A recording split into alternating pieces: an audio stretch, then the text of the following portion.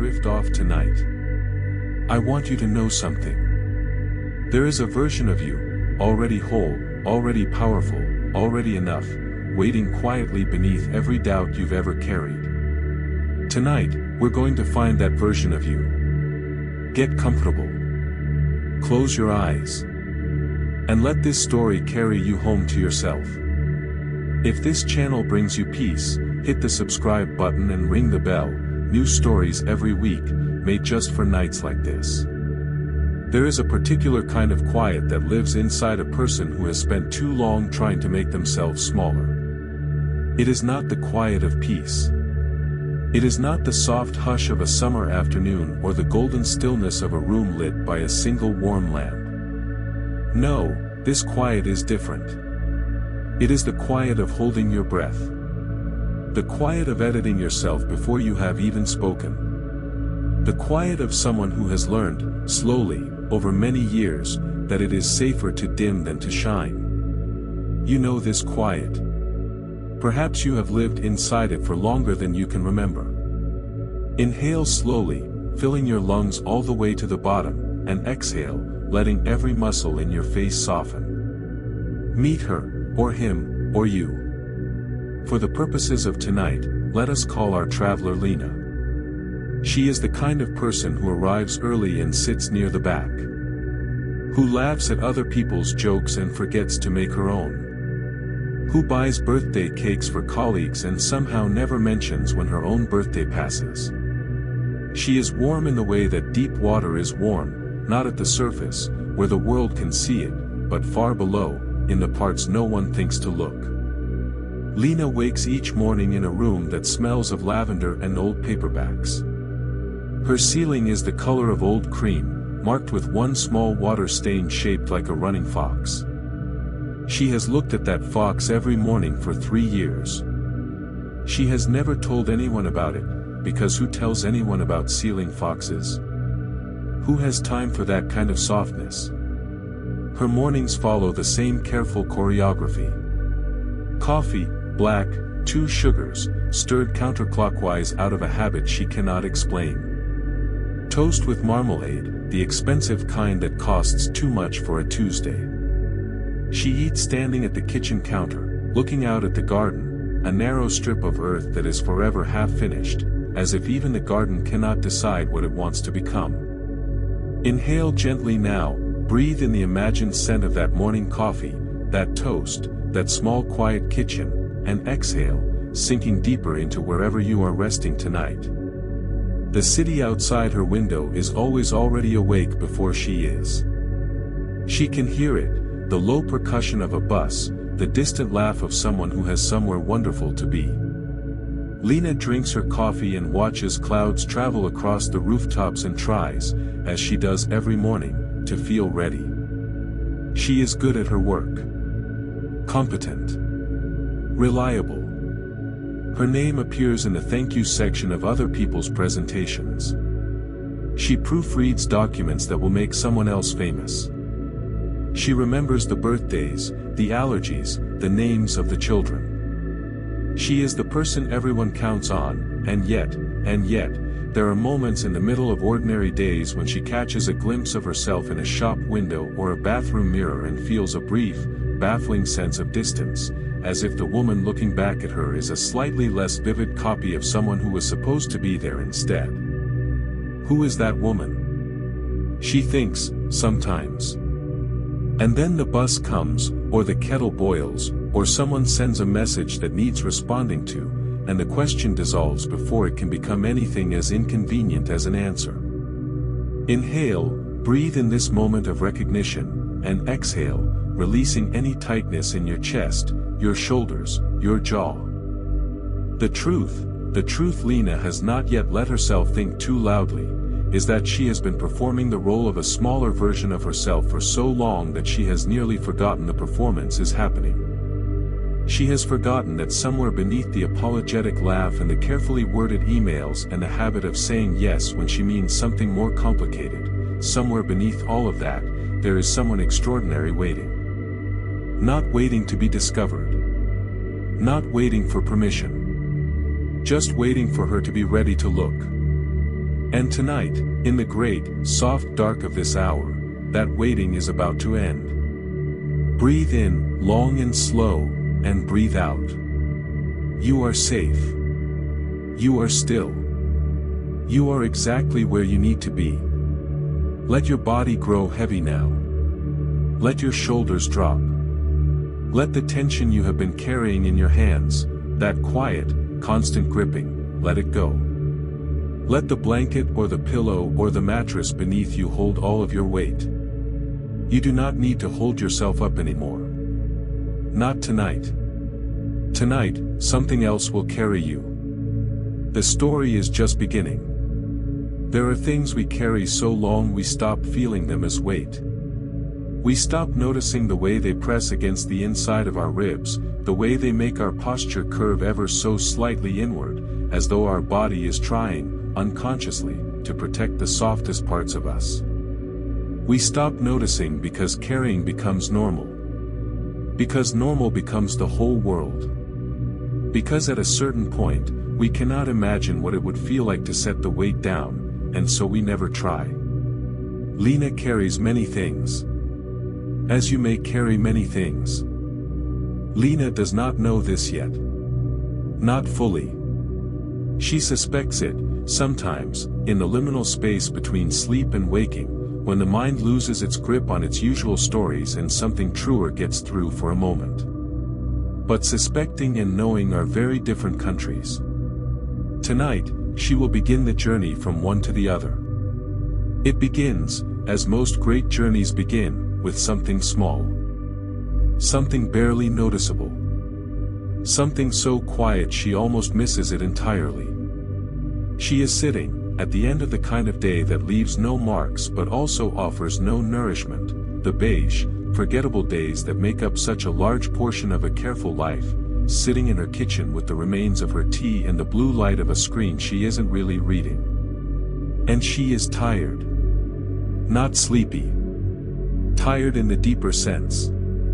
The kind of tired that has nothing to do with hours and everything to do with the long effort of being someone you were never quite meant to be. Inhale, recognize this feeling without judgment, and exhale, breathing compassion into every part of yourself that is tired tonight. She sets down her cup. She turns off the screen. The kitchen settles into its nighttime sounds, the refrigerator's hum, the tick of the boiler, the wind finding the gap under the back door and making its small, whispering comment. Lena sits in the quiet and lets herself, for the first time in a very long time, feel the full shape of what she is carrying. And something strange happens. Instead of getting heavier, it begins, almost imperceptibly, to lift. It arrives the way the best things always do, sideways, unexpected, in the last form you would have thought to look for it. Not a grand summons. Not a glowing letter descending from the clouds or a mysterious stranger in a sweeping coat who appears at precisely the right moment. Life rarely offers those. Life, in its great and patient wisdom, tends to offer something subtler. A word overheard on a bus. A sentence in a book that you have read before but never truly seen. A crack in the ordinary through which something extraordinary suddenly becomes visible. For Lena, it is a door. Inhale deeply, and exhale, letting your body sink a little further into softness. Notice the weight of your limbs. Notice how the ground, or the bed, or the chair holds you. Let it. She is walking home from work on a Thursday evening in that particular quality of autumn light that makes even unremarkable cities look like paintings.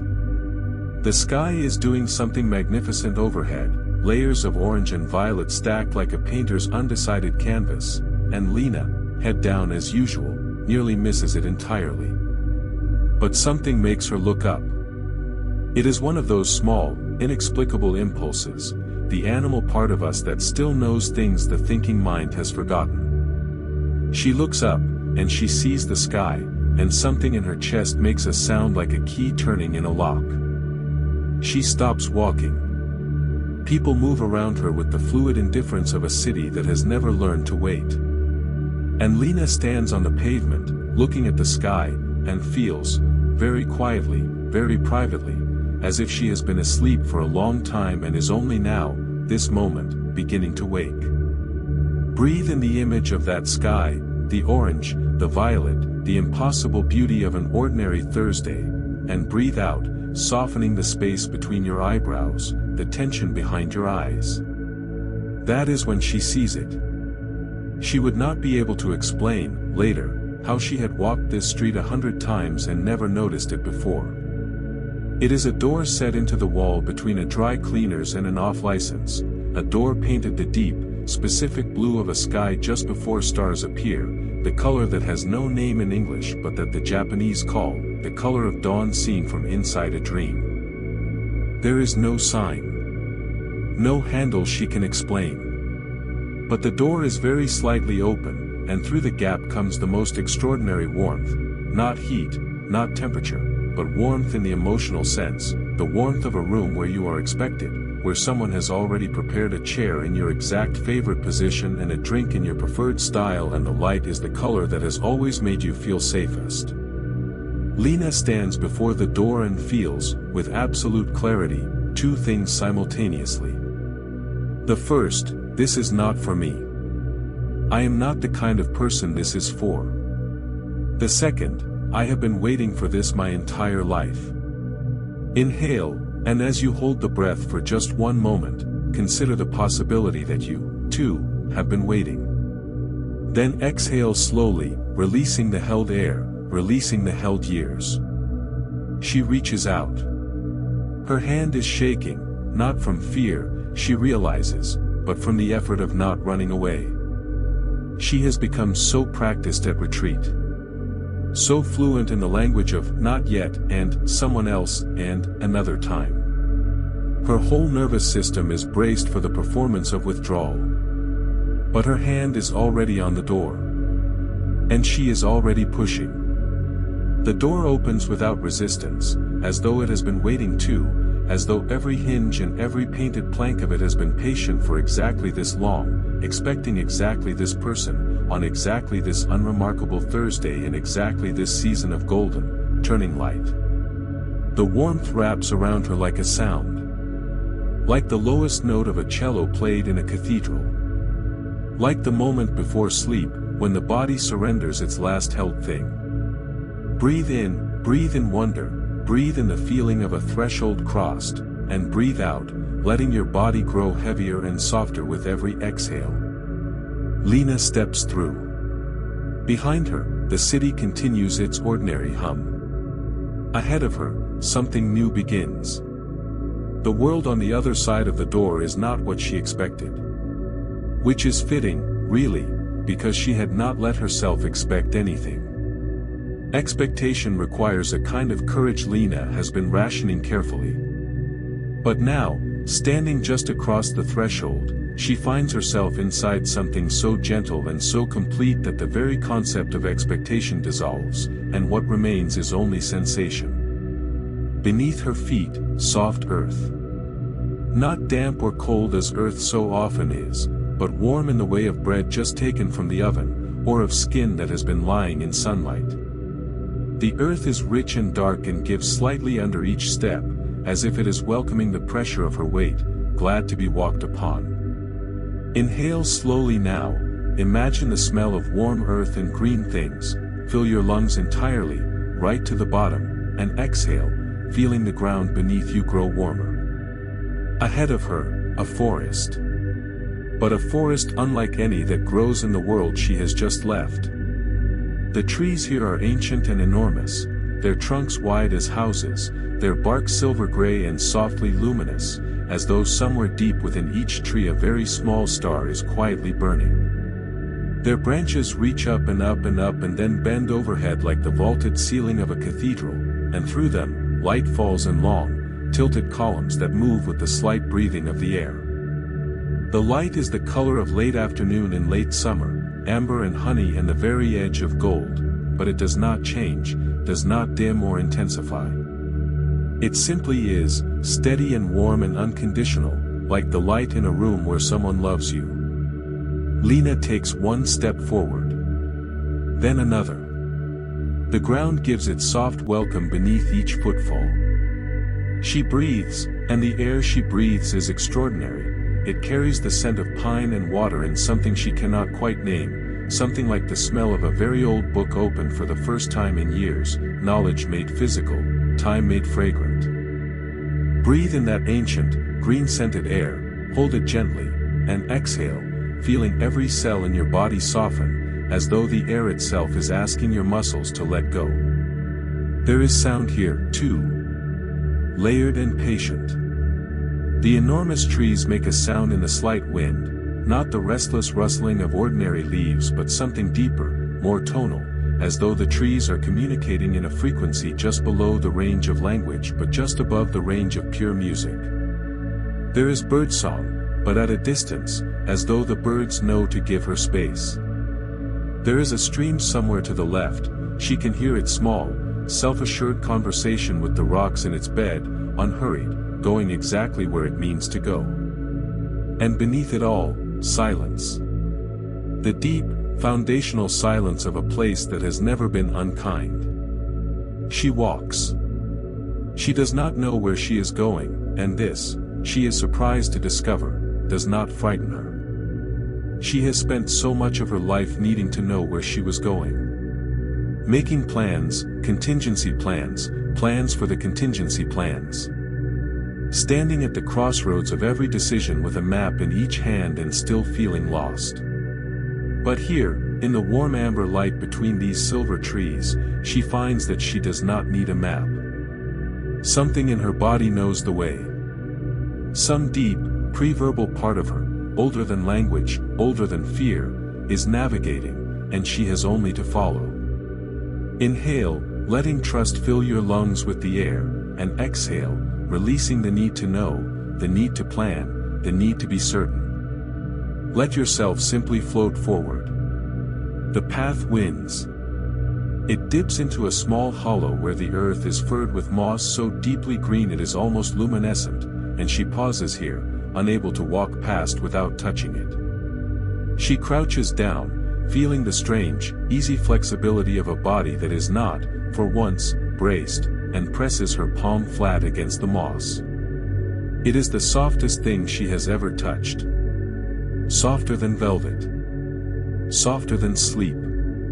It gives under her hand with the most infinitesimal yielding, and beneath the softness she can feel, very faintly, the pulse of the earth, a slow, tremendous heartbeat that has been going on since before the first human drew breath and will still be going long after the last one. The heartbeat of something enormous and patient and entirely unworried. She stays there for a long time, her hand on the moss, her own heartbeat slowing to match the one beneath. Breathe in, feel your own heartbeat growing slow and even, and breathe out, letting your rhythm merge with the rhythm of something ancient and calm. When she rises, she notices she is lighter. Not metaphorically. Physically. As though several of the things she was carrying have simply stayed there in the moss, absorbed into the warm and patient earth, composted into something useful. She stands up straighter. Not with effort, not with the self-conscious correction of someone who has been told they slouch, but simply, naturally, as a flower turns toward light. She continues down the path. The forest deepens around her, growing more beautiful with each step, and the light, that amber, honey, golden light, glows warmly between the silver trees, and somewhere ahead, so faint it might almost be imagined, she thinks she hears a voice. She hears the voice before she sees anyone, and the voice alone is enough to slow her steps to something reverent. It is not loud. It is not the kind of voice that announces itself. It is the kind of voice that you move toward without deciding to, the kind of voice that sounds like something you have been trying to remember for years, like a melody you know by heart but couldn't name, the voice of someone who loves you before they even know your name. It is, she realizes as she rounds the gentle bend in the path, the voice of an old woman. Breathe in the thought of someone wholly wise and wholly kind waiting just ahead, and breathe out, letting your shoulders descend, letting your belly soften, letting go of every remnant of guardedness.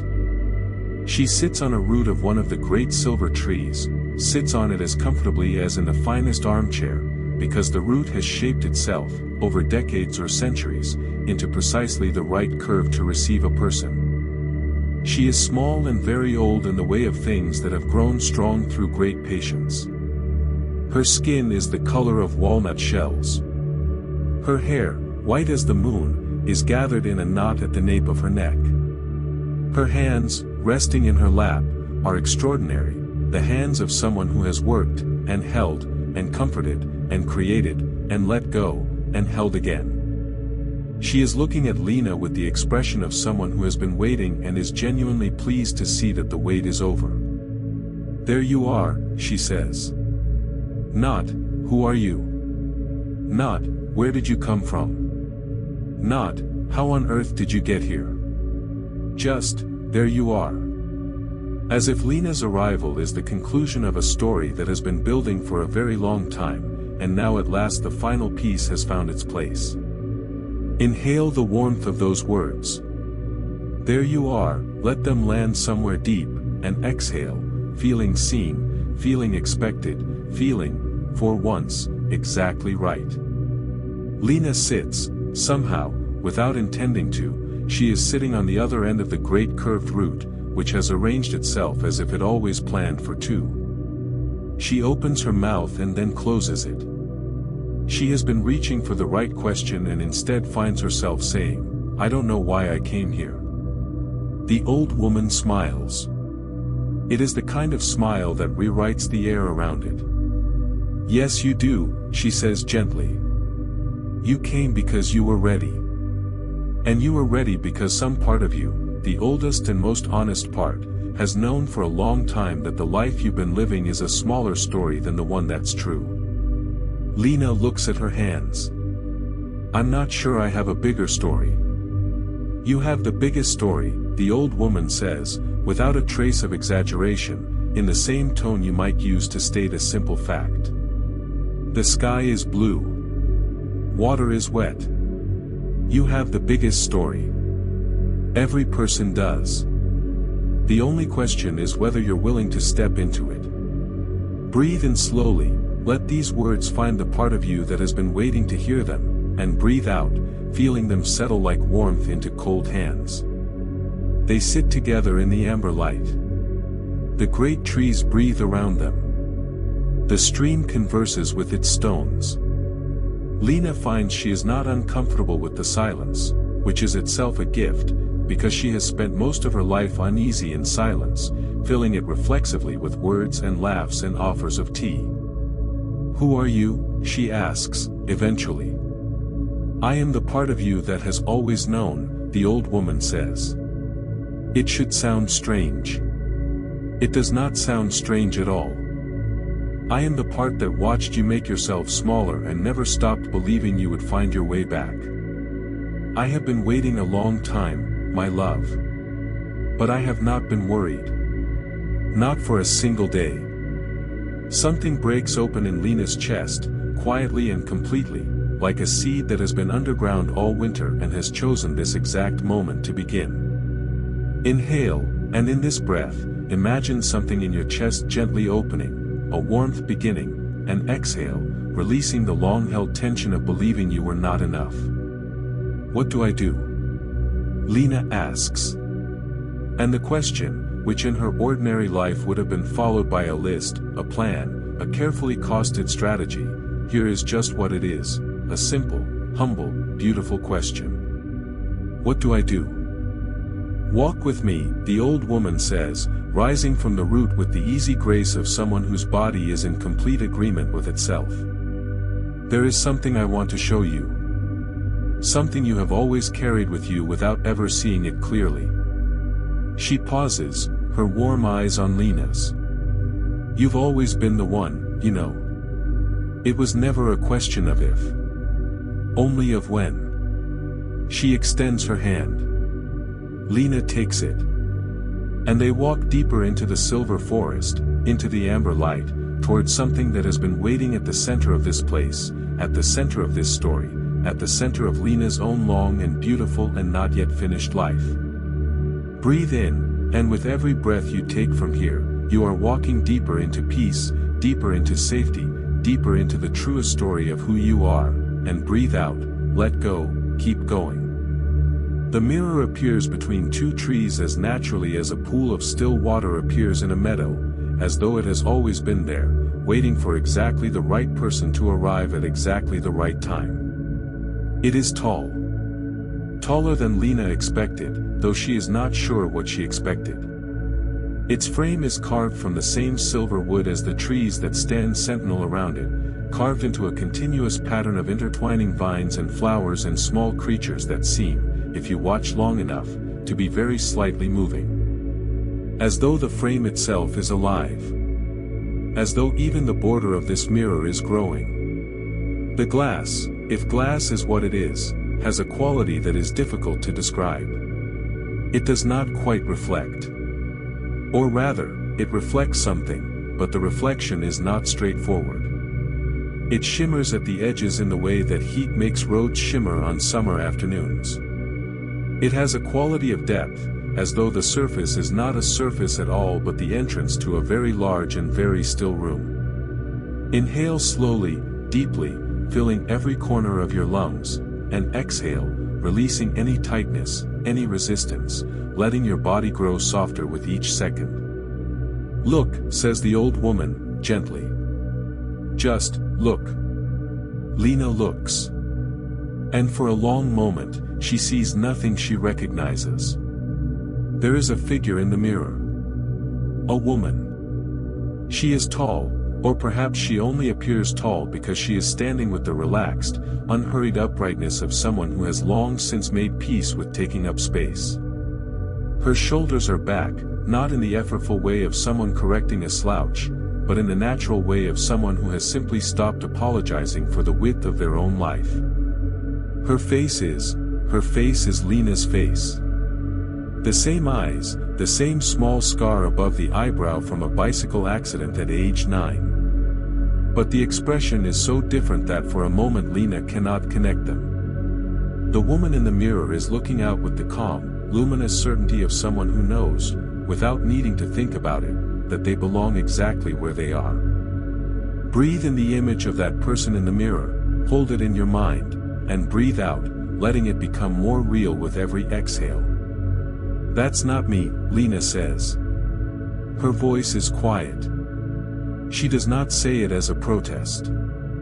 She says it the way you say something you wish were not true. It is the only you there is, the old woman says. She does not argue or cajole. She simply states it, the way you state the temperature of water or the direction of north. Everything else has been a performance.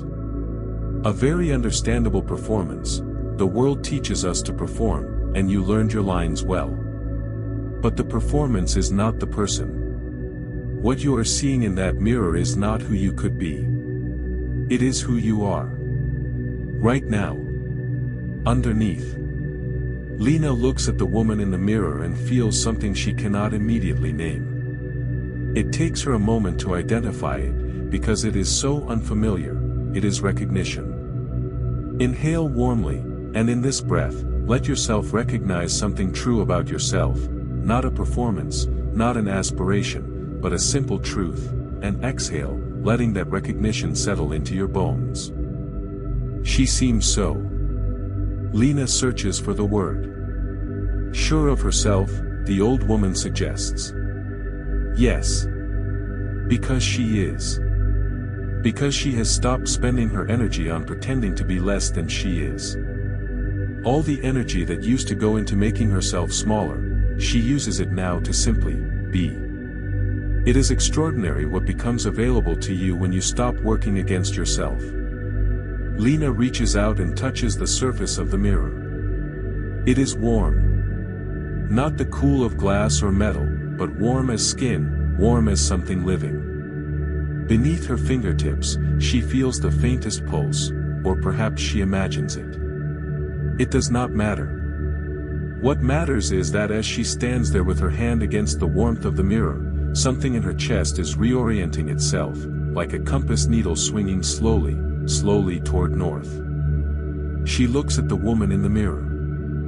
The woman in the mirror looks back. And the woman in the mirror, Lena realizes with a start that is not shock but recognition, is smiling. Breathe in light, imagine it filling the space behind your sternum, a golden, steady warmth, and breathe out, letting it spread through your chest, your arms, your belly. You are that woman. You have always been. What do I do with this? Lena asks. You carry it with you, the old woman says. Not the mirror. Just the memory of what you saw. On the days when the world makes you feel small, you remember. You remember what you looked like when nothing was hiding. You remember the eyes. The shoulders. The posture of someone who belongs to their own life. She pauses, and the amber light shifts between the trees, and the carved creatures in the mirror's frame seem to settle more comfortably into their silver wood content. And slowly, the old woman continues, the distance between the performance and the truth grows smaller. And then smaller still. Until one day, there is no distance at all. Until one day, the woman in the mirror is simply the woman you see every morning. Until one day, you realize you cannot remember who you were pretending to be. Inhale, and hold this image, this warmth, this recognition, and exhale, carrying it with you into the deeper layers of sleep. The valley lies below the ridge like a held breath. From where Lena stands, looking down, it appears at first glance to be simply a low hollow in the landscape, a fold between two higher slopes, filled with a gray-blue mist that moves slowly, as fog moves, with a will of its own, gentle and obscuring. The trees on either side of the path thin out here, as if even they prefer to give this place a respectful distance. The old woman stops at the edge of the path. You will go through here alone, she says, and her voice is exactly the same as it has been, warm, unworried, the voice of someone who already knows how the story ends. I will be waiting for you on the other side. It is not as far as it looks, and it is not as frightening as it sounds. Breathe in, slowly, and breathe out, releasing fear. You are safe. Whatever is ahead, you have already survived it once. You can walk through it now. What is it? Lena asks. Old voices, the old woman says simply. Not real voices. Not the voices of people who are present. The voices of things that were said to you, and that you have carried so long you began to mistake them for your own thoughts. They will speak as you pass. They cannot touch you. They cannot stop you. They can only be heard, and then left behind. She squeezes Lena's hand once, briefly but firmly, and then steps back, and Lena turns to face the descent. She walks down. The mist closes around her almost immediately. It is cool and slightly damp and smells of river water and turned earth and old paper. She can see only a few feet in any direction. The path continues beneath her feet, steady and sure, asking nothing but to be followed. Inhale the cool mist air, and exhale, feeling your feet solidly on the path. One step. Then another. You do not need to see far ahead. You only need to see the next step. The first voice comes from the left, drifting out of the mist like smoke. Not enough. It is almost nothing, hardly a voice at all, more like the ghost of a voice, the echo of something spoken so many years ago that the original sound has entirely dissolved. But Lena recognizes it. Of course she does. You always recognize the voices that shaped you, even when you would prefer not to. Not enough. She keeps walking. From the right, another. Who do you think you are? She knows this voice too. It belongs to no single person and to many people and to the part of herself that has absorbed them all. She feels it the way you feel a cold wind, a brief shiver, a contraction, the instinct to cover yourself. She does not stop. Too much. Too sensitive. You take everything too personally. You'll never. You're not the kind of person who. It's sweet that you try. The voices overlap, thicken, emerge from the mist on all sides like faces materializing from fog. They are not shouting. That is the strange thing. She had always imagined, if she were ever forced to confront them, that they would be loud. Aggressive. Certain of themselves. But they are not. They are small voices, actually. Tired voices. Voices that are only still speaking because no one has yet given them permission to stop. Breathe in, and breathe out, with each exhale, imagine these voices growing quieter. Not silenced, simply quieter. Simply further away. Lena walks. She does not stop, and she does not run. This is new. In her ordinary life, when these voices rise, and they do, they rise at 2 a.m. and during presentations and on the days when nothing goes wrong and somehow that makes everything worse, she either fights them, which gives them more power than they deserve, or she flees from them into busywork and distraction. She has never simply walked through them. But here, in the valley, she walks through them. And something extraordinary happens. With each step, each unhurried, deliberate, keep-going step, the voices change. They do not grow louder as she approaches them. They grow quieter. Fainter. As though proximity is not what gives them power, as though what gives them power is distance, and avoidance, and the terrible meaning we grant to things by refusing to look directly at them. Not enough, says a voice, very faintly now. Lena stops. She turns toward it.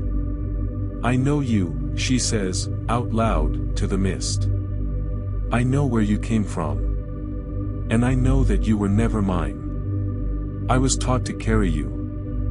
And I have been carrying you faithfully for a very long time. She breathes. But I'm setting you down now. Breathe in, deeply, fully, and as you breathe out, imagine setting something down. Something you have been carrying. Feel your hands go empty. Feel the lightness. The mist thins. By the time she can see the far edge of the valley, the path rising back up into silver trees and amber light, the voices are barely whispers. And then they are not even that. They are simply weather patterns in a place she is leaving. She climbs out of the valley. She climbs out lighter. The old woman is waiting, exactly as promised, with a smile that holds no surprise and all the warmth in the world. You walked through, she says. I walked through, Lena agrees. Inhale this triumph, this quiet and extraordinary courage, and breathe out slowly, feeling the ground rise under your feet, feeling the warmth of the other side.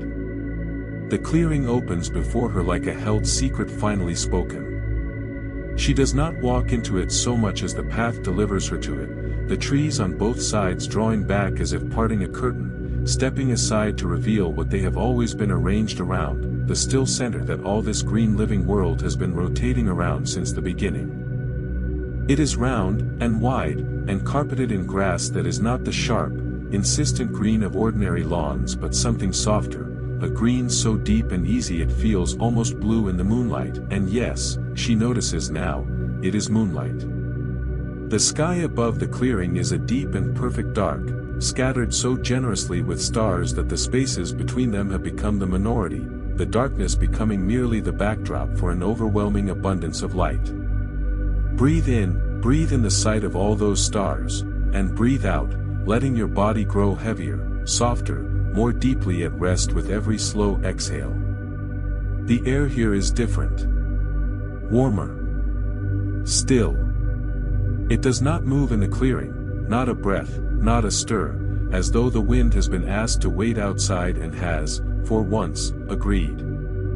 The sounds of the forest, the stream, the tonal murmur of the great trees, reach her distantly, filtered by the ring of trees that holds the clearing's boundary, arriving as pure atmosphere, as the feeling of sound rather than sound itself. Lena walks to the center of the clearing and sits down. She sits the way she has not sat in years, without a phone, without a task, without the low-grade vigilance of someone waiting for something to go wrong. She sits with her legs folded and her hands resting open in her lap and her face tilted toward the spectacular generosity of the sky. The grass beneath her is warm. This surprises her, and then doesn't. Nothing here follows the rules of the world she came from, and she is beginning to understand that this is not a flaw of the place but its great gift. She presses her hands flat against the grass and feels the warmth travel up through her palms and into her wrists, and she closes her eyes. Breathe in slowly, feel the warmth beneath your hands, feel it move up through your wrists, your forearms, into your shoulders, and breathe out, letting the warmth spread through your whole body like light through water. With her eyes closed, she becomes aware of how her body feels in a new way. Not the anxious body monitoring of a person who moves through the world on high alert, scanning for danger, for judgment, for the small social failures that always feel catastrophic in the moment and are always forgotten by Thursday. Not that. Something else. She notices the rise and fall of her chest. The way her lungs expand and release, without any direction from her, without any effort, as naturally as the tide, as reliably as the rotating of the earth. She has breathed, in this rhythm, with this steadiness, every moment of her life, sleeping and waking and frightened and joyful, in every season of every year she has been alive, and she has almost never thought about it. The body just does it. The body just keeps going. She notices the heartbeat. Slow, now, so slow. A deep, patient drum in the architecture of her chest. She puts one hand there and feels it, the most fundamental proof that she is here, that she is real, that she is alive and warm and present in this exact moment. Inhale, feel your own heartbeat against your hand, and exhale, letting that heartbeat slow and deepen, settling like a stone to the bottom of still water. The silence of the clearing is extraordinary. She has always found silence uncomfortable, always felt compelled to fill it, to prove herself worthy of the space she was taking up, to justify her presence with productivity or entertainment or usefulness. But this silence does not ask anything of her. It offers. It wraps around her like a warm sea. She lets herself float in it. Minutes pass, or perhaps hours. Time in this clearing is doing what time does in certain special moments, expanding beyond its usual container, becoming something more generous and less counted. A leaf drifts down from somewhere above and lands without a sound in the grass beside her. An owl calls once, far beyond the trees, and then is also quiet. Breathe in, just breathe, just be here, just be warm, just be still, and breathe out, you are held, you are safe, you do not need to be anything right now except exactly what you are. Lena tilts her face back up to the stars. She thinks, I am small. Not in the crushing way she has so often felt small. Not the smallness of being overlooked, or underestimated, or not enough. The smallness of lying on your back and looking at stars and feeling the vast, extraordinary scale of what you are nested inside, and finding it, against all expectation, deeply, fundamentally comforting. The smallness of a single note that is, precisely because it is single, able to contribute to a symphony. She is part of something enormous and beautiful and endlessly ongoing. The same atoms that make up her bones were forged in the heart of a star. She is not separate from the universe. She is made of it. Breathe in starlight, breathe in the extraordinary fact of your own existence, and breathe out, dissolving gently into the warm dark, into the grass, into the safe and infinite night. She stays. And the staying is enough. The old woman comes to sit beside her in the clearing, and her arrival is so quiet and so natural that Lena isn't sure how long she has been there, whether she arrived just now or has been sitting at this distance for some time, keeping a comfortable, respectful company. Between them, on the grass, there is something that was not there before. It is small. At first Lena thinks it is a stone, a smooth white stone, the kind you find at the edge of streams, worn by centuries of water into perfect simplicity. But as she looks more closely she sees that it is not a stone at all. It is a seed. But a seed unlike any she has seen. It has a faint luminescence, the way certain shells glow when you hold them to the light, an interior sheen that is barely visible and entirely unmistakable.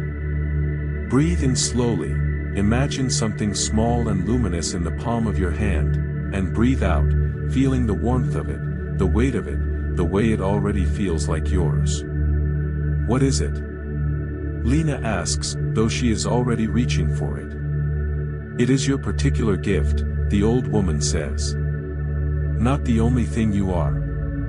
But the one thing that is so completely yours that no one else in all of time and all of the world could have grown it in exactly the way that you will grow it.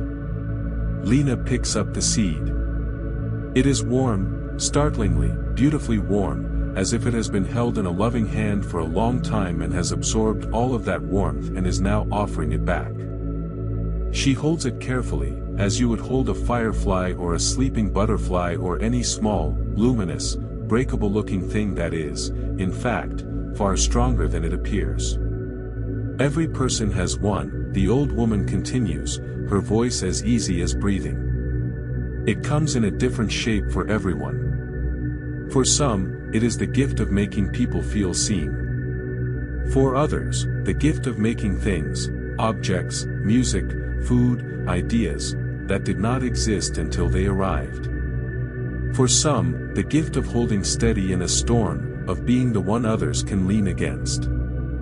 For others, the gift of seeing truth in places where others see only confusion. Breathe in, and in this breath, ask yourself what your particular gift might be, not the thing you are expected to be, but the thing you were made to offer, and breathe out, letting the answer find you rather than chasing it. What's mine? Lena says. The old woman smiles.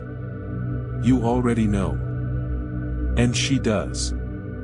That is the strange, certain, undeniable thing. She does already know. She has always known, in the way you know the smell of your childhood home even when you are far away and the memory is half dissolved. Her gift is, and she holds it now in the warm and luminous seed in her palm, she feels it vibrating in the specific frequency of her own life. Her gift is connection. Not the shallow, social connection of gathered acquaintances, but the deep kind. The kind that requires seeing clearly. The kind that says, I see you as you actually are, not as you are performing, and I value what I see. She has always done this.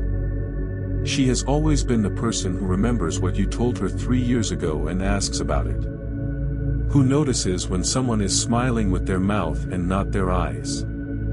Who sends a message at the exact moment someone needs to receive one, as if her attention is a compass that naturally orients toward the people who need warmth. She has done this all her life and called it nothing. Called it just being friendly. Called it just paying attention. But it is not nothing. It is extraordinary.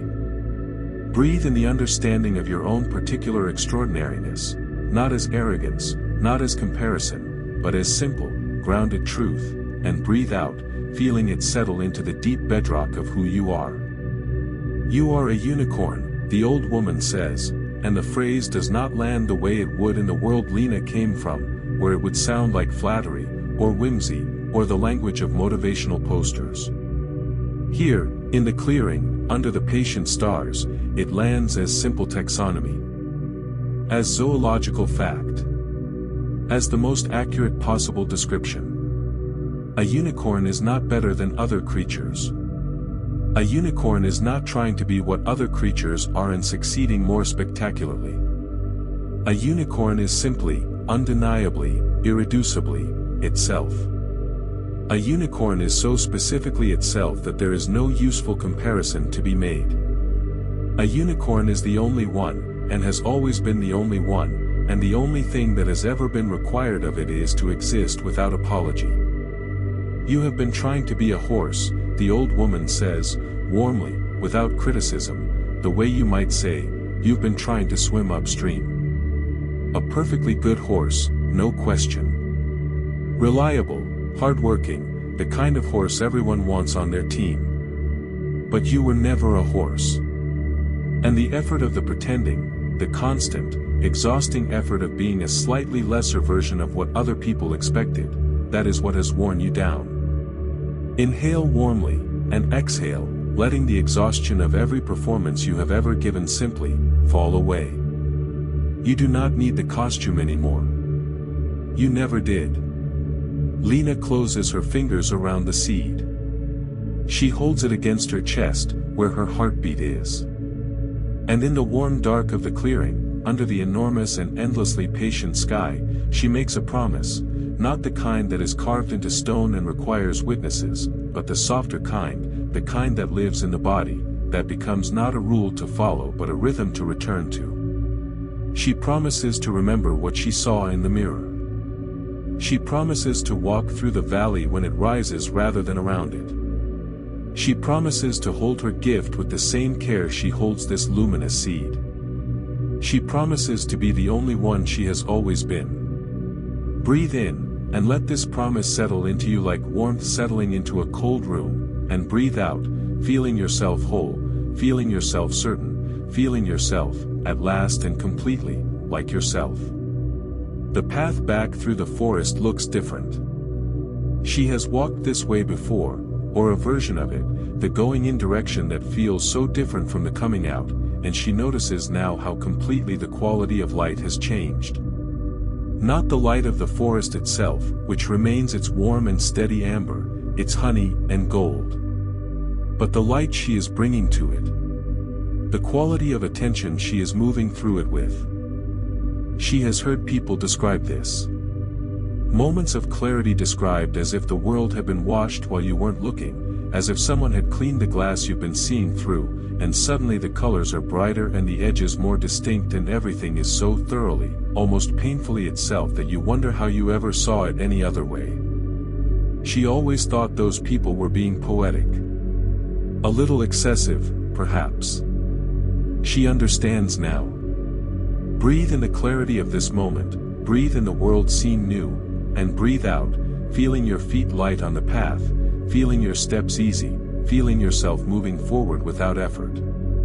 The silver trees are extraordinary. She knew they were beautiful, she thought she had seen them, but she had been seeing them through a scrim of her own preoccupation, the constant low-grade static of the mind that is always half somewhere else. Now she sees them fully, and they are, she stops walking for a moment and simply looks, they are miraculous. The way the bark catches and refracts the amber light in 1,000 small variations. The way each tree is completely itself and also completely in relationship with the others, the roots interwoven below, the branches touching above, a community of enormous ancient organisms that have been living together and growing together and making air for each other for centuries. This is what community can look like, she thinks. Distinct. Strong. In relationship without losing itself. Inhale gently, and breathe out, feeling yourself both fully yourself and perfectly in relation to everything around you. Not alone. Not dissolved. Both things at once. She notices the moss hollow, where she stopped on the way in and pressed her hand to the earth and felt the heartbeat of the world. She stops again now and kneels, and presses both hands this time, and the warmth comes immediately, and the pulse, slow and tremendous. She closes her eyes and breathes with it, in and out, the great rhythm, slower than hers by an order of magnitude and yet perfectly companionable. She stays until she feels it synchronized. Until her heartbeat and the heartbeat of the ground are doing the same thing, at different scales, in different chambers, the same essential music played on different instruments. Then she rises easily, and she continues. Breathe in, feeling your heartbeat in your chest, and breathe out, slow and long, feeling it synchronize with something larger, something ancient, something entirely without hurry. The things she notices on the path back. The way the light falls through the leaves in one particular spot forms a shape that looks, from the right angle, exactly like a woman standing with her arms open. She laughs out loud, a real laugh, startling the birds, filling the amber air with sound. She cannot remember when she last laughed like that. Without checking first to see if laughing was appropriate. Without wondering if it was too loud. She notices that her footsteps on the warm earth have a sound she likes. A soft, solid, grounded sound. The sound of someone going somewhere. She notices that she is hungry and that this delights her, the body, doing its ordinary, excellent work. The body that has been carrying her faithfully all these years while she spent so much of her attention at war with it, trying to make it different, smaller, more acceptable, less visible. This extraordinary organism that breathes and heals and feels and carries her through her days, asking so little, giving so much. Breathe in gratitude, for your breath, for your heartbeat, for the extraordinary working miracle of your body, and breathe out, softening any place you have been holding tension toward yourself. She thinks of the person she saw in the mirror. She does not feel distant from her. That is the surprising thing. She thought she would feel the mirror woman was aspirational, something to work toward, some future state to be earned. But she does not feel that. She feels her as a present reality, the way you feel a musical note you have been humming under your breath all day and only now become conscious of. She was always there. She is here now. She and the mirror woman are the same person, separated only by the thin, permeable membrane of attention. What does she do differently now? She takes up space. Not dramatically, not with fanfare or announcement. But she walks with her shoulders where they naturally belong rather than pulled in. She does not mentally rehearse her apologies for existing before she enters a room. She does not edit herself mid-sentence toward a version of the sentence that will be less uncomfortable for listeners.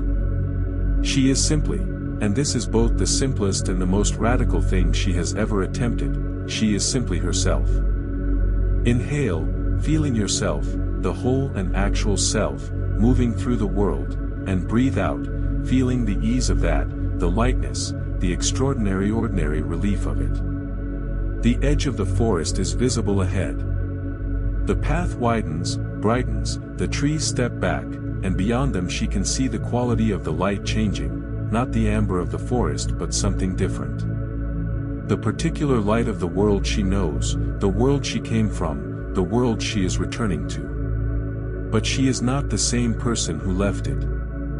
She is the person she was always going to become, if only she was ever given the chance to remember. Breathe out slowly, and with this breath, carry everything you have found tonight back with you, into your sleep, into your dreams, into the morning that will come. The world is softening now. This is not a metaphor. Or rather, it is a metaphor and also a direct description of what is happening, because in this place where she has arrived, metaphor and reality have become the same substance. The edges of things, the trees, the path, the warm earth, are no longer distinct. They are suggestions. Watercolor versions of themselves. The world is becoming the kind of painting that an artist makes when they want to capture feeling rather than fact. Lena walks, and the walking has become like floating, like the movement you make in water when you stop swimming and simply trust your own buoyancy and the water holds you. The water does what it has always been perfectly designed to do, and your only job is to be still and let it. Breathe in, barely, just a small, easy breath, and breathe out, long, slow, like a tide going out. The voices come now, but these are not the old voices of the valley. These are different. These are the voices of something she has been growing toward, the voices of a self that has always been waiting to speak in the warmth and the quiet and the safety of a night exactly like this one. You are enough. The words arrive not from outside but from somewhere beneath the sternum, from the place where the warmth has been building, from the seed she carries, now warm against her palm. You are enough. Not shouted. Barely whispered. The way you tell someone you love them when they are already asleep and you are not sure if they can hear you but you say it anyway, because it is true, and truth has its own way of arriving at the right places. Breathe out, long and slow, letting the words drift through you like smoke through warm air. You are enough, you are enough. You are capable. She does not need to think about what this means. It means exactly what it says, the way the best truths do. She has done difficult things. She has survived difficult things. She has arrived in places that seemed impossible from the starting point, carried there by some combination of stubbornness and grace and the ordinary extraordinary fact that humans keep going. She has done it before. She will do it again. She is capable. Breathe in softly, and breathe out. Your body is growing heavier. Your limbs are heavy and warm. Your eyes, behind their closed lids, are still. You are rare. This one lands differently. Not because she doubts it. Doubt is becoming very difficult in the warm and softening world, but because it is the one she has been most trained to deflect. Rare is an uncomfortable thing to be. It invites comparison. It invites the accusation of arrogance. She has been so carefully taught to describe herself in the language of averages, to say things like, "I'm pretty normal really," or, "I don't know, nothing special." But rare is not a competition. Rare is simply descriptive. Each person who has ever lived has been, in the deepest sense, unprecedented. There has never been another arrangement of cells and history and tenderness and experience that was quite like her. There will never be again. This is not special pleading. It is basic arithmetic. She is rare. Breathe out, letting this truth dissolve into you the way sleep dissolves the boundary between thinking and dreaming. Rare, you are rare. The world continues to soften. The trees are behind her now. She is not sure when she passed them, and she is in a landscape that is purely interior, the landscape of the half-dream, the place the mind creates in the space between wakefulness and sleep. It has the quality of all such places, deeply familiar and entirely strange. She recognizes it the way you recognize a melody in a language you don't speak. You know the music even when you cannot translate the words. The sky here is the color of the inside of a closed eye. Warm dark. Not empty, full of things that are not quite visible but are definitely present, the way stars are present behind the blue of the daytime sky, invisible but undeniably there. Breathe in, just barely, and breathe out. You are a unicorn. The phrase arrives as the previous ones have arrived, from the warm interior, from the growing seed, from the memory of the mirror and the clearing and the old woman's warm and certain eyes. It does not mean you are a fantasy. It does not mean you are impossible. It means you are singular. It means you are irreplaceable. It means you are exactly what the world needed when the world made you, and the world does not make mistakes. A unicorn moves through the world without apology. Not because it is arrogant, because it is simply too holy itself to have room for apology. There is no space, in the fullness of being fully yourself, for the performance of being less. The unicorn simply is. It simply walks. It simply shines, not as a demonstration, not for an audience, but because that is what light does when you let it. Breathe out. Breathe in. Breathe out. The landscape is almost entirely soft now. The warmth is everywhere, under her, around her, inside her. Her feet are no longer touching ground in any particular way. She is floating, very slightly, the way you float in the moment before sleep when the body releases its last point of contact and you drift, and it is fine, it is more than fine, it is the most natural thing in the world. The seed in her palm pulses with its warm and interior light. She does not need to hold it tightly. It is not going anywhere. It is part of her now, as it has always been part of her, as everything she found tonight has always been inside her, waiting. Breathe. Just breathe. You are safe. You are warm. You are found. There is a house at the edge of all things. It is small, and warm, and lit from within by a light that is the color of all the kindest lights you have ever been inside, the light of a kitchen where dinner is being made, the light of a fire in a room full of people you love, the light of a bedside lamp in the house where you grew up, the one that meant you were safe, the one that meant someone was awake and knew you were there. The door is open. Breathe in, just one soft breath, and breathe out. She walks toward it. She does not hurry. There is nowhere to hurry to. Time in this place has finished with minutes and hours, it has become something purely qualitative, something measured in warmth and in peace, in the depth of the quiet and the temperature of the air and the weight of her limbs, which are very heavy now, beautifully heavy, the heaviness of a body that has been given permission to completely let go. Inside the house, a room. Inside the room, a bed. The bed is, she has no words for what the bed is. Words would be insufficient for it.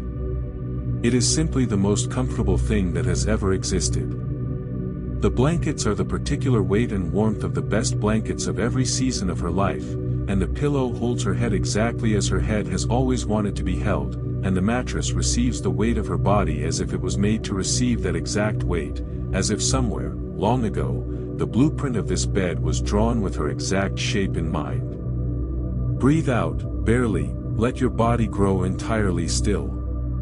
She lies down. She closes her eyes, and behind her eyes the warm dark is full of everything she has found tonight, the silver trees, the amber light, the old woman's certain eyes, the clearing full of stars, the mirror, the gift, the valley behind her now, the path through and out the other side. All of it warm. All of it hers.